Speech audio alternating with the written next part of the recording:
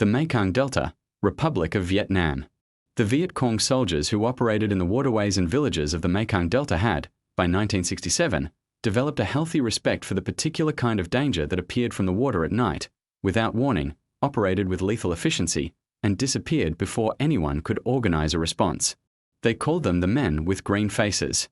The paint that SEAL Team 1 operators applied to their faces before night missions was designed for concealment, to reduce the reflection of light from skin that would otherwise be visible in the darkness of the Delta's waterways and tree lines. The color was dark, green, or black depending on the specific mission requirements, and it was applied in the specific patterns that the team's experience with night operations had demonstrated were most effective at reducing visibility. The Viet Cong who encountered these men in the darkness of the Delta, if they encountered them at all rather than simply being killed or captured before they knew anything was happening, remembered the green faces, and the green faces became the shorthand for a specific kind of danger that the Mekong Delta's insurgency had not previously experienced. The SEALs had arrived in Vietnam in relatively small numbers beginning in 1962, when SEAL Team 1 was established specifically to provide a maritime special operations capability that the Navy had not previously maintained in an organized form. The establishment of SEAL Team 1 was itself a direct response to the gaps that Operation Eagle Claw and the broader Cold War competition with the Soviet Union had revealed in American special operations capability, building on the legacy of the underwater demolition teams that had conducted beach reconnaissance and obstacle clearance in the Second World War and Korea. The Mekong Delta was the SEALs' natural operating environment in ways that the highland jungles and the urban battlefields of northern South Vietnam were not. The Delta's network of rivers, canals, and waterways was terrain that favored forces who were comfortable operating in and around water, who could move through the water at night, who could emerge from the waterways directly into the enemy's rear areas before any defensive response could be organized. The Viet Cong infrastructure that controlled much of the Delta's rural population was built around a specific network of village-level cadres, tax collectors, political officers, and military commanders who maintained the insurgency's presence in areas where the conventional military forces of both sides had limited reach. The specific intelligence about these individuals and their locations was the key to disrupting the infrastructure, but the intelligence was difficult to collect and the action required to exploit it was difficult to execute in a political and military environment where conventional operations were constrained by rules of engagement and by the specific difficulties of operating in a population-dense area. The SEALs operated outside some of these constraints, not because the rules of engagement did not apply to them but because the specific character of their operations, small teams operating at night on precise intelligence, allowed them to take the surgical action that the intelligence specified in ways that conventional forces could not. The intelligence that drove SEAL operations in the Delta came from multiple sources, from the Phoenix Program's intelligence network, from prisoners who had been persuaded to provide information about the Viet Cong infrastructure in their areas, from the provincial reconnaissance units that Vietnamese forces operated in coordination with American advisors, and from the specific intelligence collected by the SEALs themselves in previous operations. The SEAL platoon that deployed to the Delta in 1967 and 1968 under Lieutenant Richard Masinko, who had later found SEAL Team 6, developed a reputation for operational effectiveness that exceeded any comparable unit in the Vietnam War.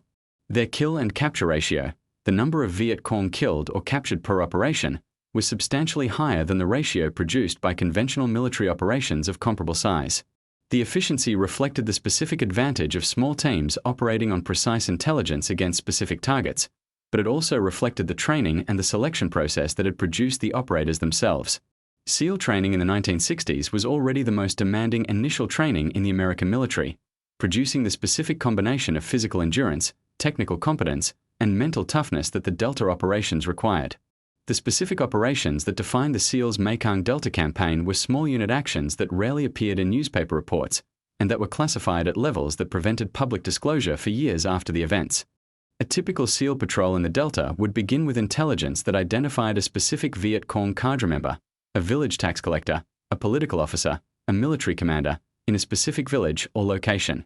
The SEAL platoon would plan an operation to capture or kill that individual, rehearse the operation in detail, and insert into the target area by boat or by helicopter at night, reaching the target location without alerting the surrounding population. The action at the target would be completed in minutes. The extraction would be underway before any organized response could reach the area. The Viet Cong who survived these operations described what they experienced with the specific vocabulary of men who had encountered something they had not trained for and could not adequately respond to. They described the impossibility of defending against an enemy who arrived from the water, who operated in the darkness without the sounds that conventional military forces produced, who struck before being seen and was gone before being pursued. The men with green faces. Lieutenant Tom Norris, a Naval Academy graduate who had joined SEAL Team 1 after completing basic underwater demolition SEAL training, conducted the operation that earned him the Medal of Honor in April 1972 during the Easter Offensive, when North Vietnamese conventional forces, rather than Viet Cong guerrillas, were advancing through Quang Tri Province.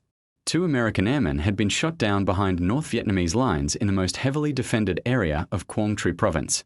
The search and rescue operation that standard military doctrine specified had failed to reach them because the NVA defensive positions in the area prevented conventional rescue forces from penetrating.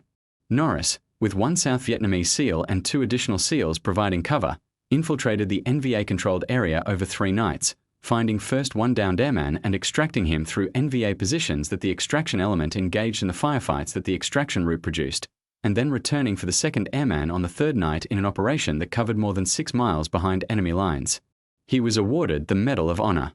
The Navy SEAL who provided the covering fire that allowed Norris and the airman to escape during the extraction was Engineman 2nd Class Michael Thornton, who in the same series of operations conducted an action that earned him the Medal of Honor for pulling the wounded Norris from the water when Norris was shot and appeared to be dead, swimming with him back to friendly lines under fire.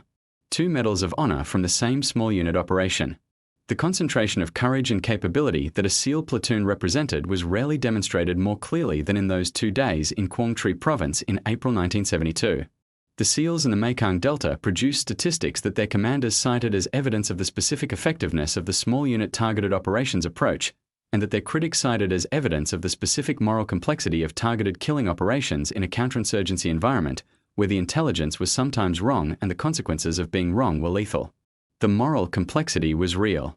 The Phoenix program, with which the SEALs worked closely, was responsible for the deaths of approximately 20,000 Viet Cong cadre members over the course of the Vietnam War, not all of whom were correctly identified as Viet Cong and not all of whom were killed in operations that distinguished between combatants and non-combatants with the precision that the rules of engagement specified. The SEALs who operated in this environment were professional soldiers executing the specific operations they had been given, and the specific quality of their execution was beyond debate. What the debate that followed the Vietnam War addressed was not the SEALs' professional performance but the strategic and moral framework within which that performance was embedded, a debate that goes beyond the specific courage and capability of the men who conducted the operations. What is beyond debate is this. The SEALs who operated in the Mekong Delta from 1965 to 1972 established the doctrine, the training standards, the organizational culture, and the reputation that became the foundation of the Special Operations Forces that the American military built in the subsequent decades.